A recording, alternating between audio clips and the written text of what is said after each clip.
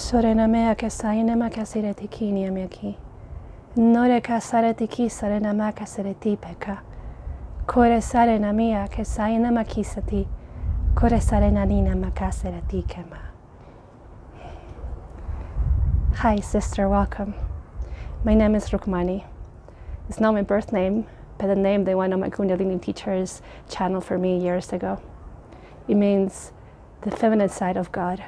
My work here is about the rise of the feminine, and not in a way that makes the masculine seen bad or wrong, but bring that into balance. That's what I'm here to do. My journey has been just very rocky, to be completely honest, but really beautiful. To give you a little story about me, since a little girl, I suffer from bulimia and anorexia, probably like around 8 years old. From self-sabotaging patterns, I completely hated myself, and I lived my life just making people happy, especially my parents. And I didn't really know any better. I thought that's how like a human experience had to be like.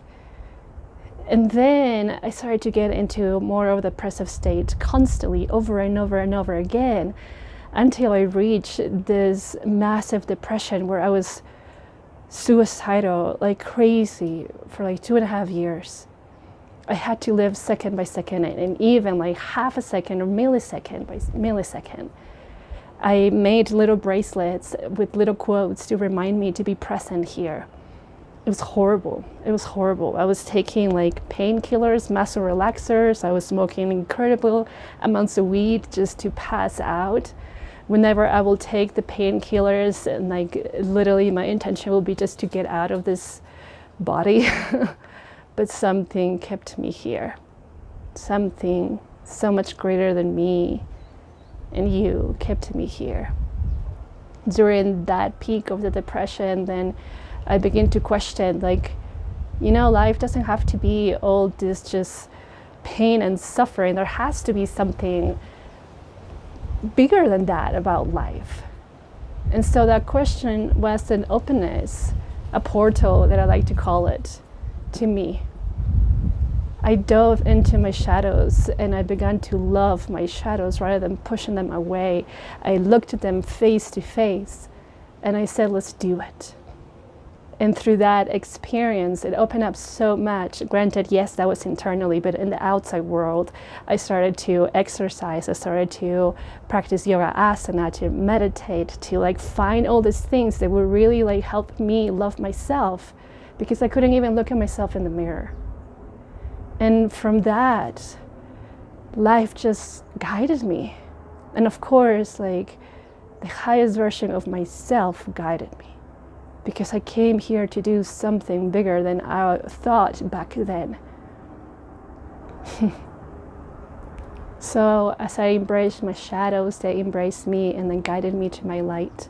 And not in the way of like, the light is better than the dark, but in the way of like, together, we're complete. And we have always been complete. And that completeness was literally the access point for my Kundalini awakening in 2016. And it was difficult, but beyond amazing.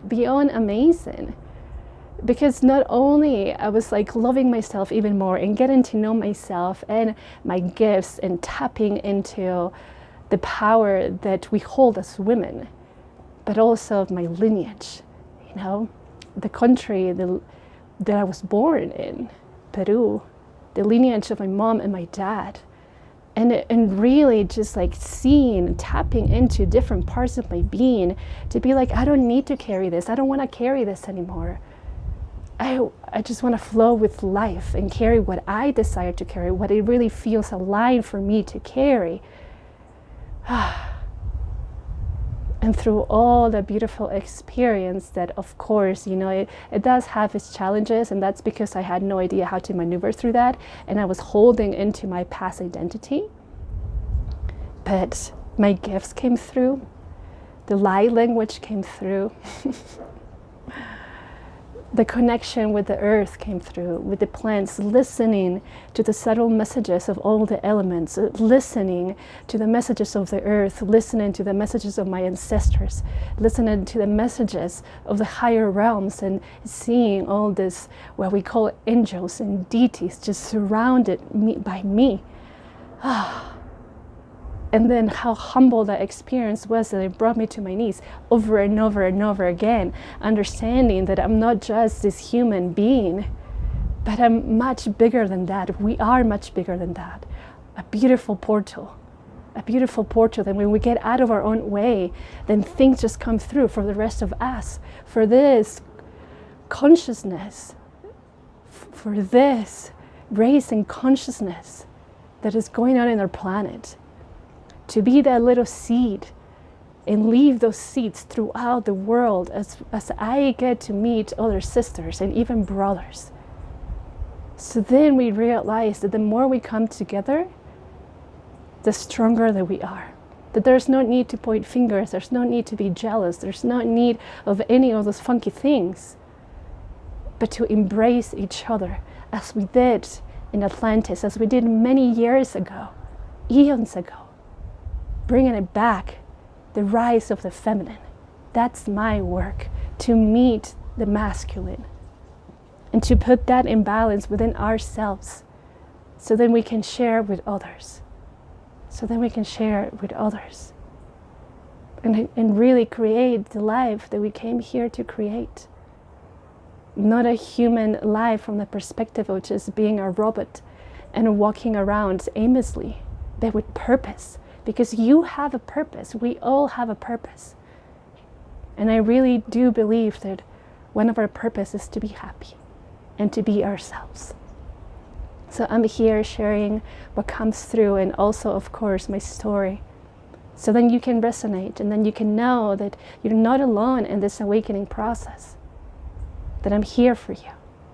And my work is dedicated to my sisters, because I know how it feels like to feel powerless in my life, to feel like the masculine has all the power. That's how I grew up. My grandpa and my dad were at the head of the table, and they were just seen as gods. And the feminine would just crawl around, walk on eggshells. But that doesn't need to be our case any longer. We have the power inside, and we can put that in balance within ourselves, so then you can see it in the outside of you. And if this resonates with you, send me a message. Let's chat.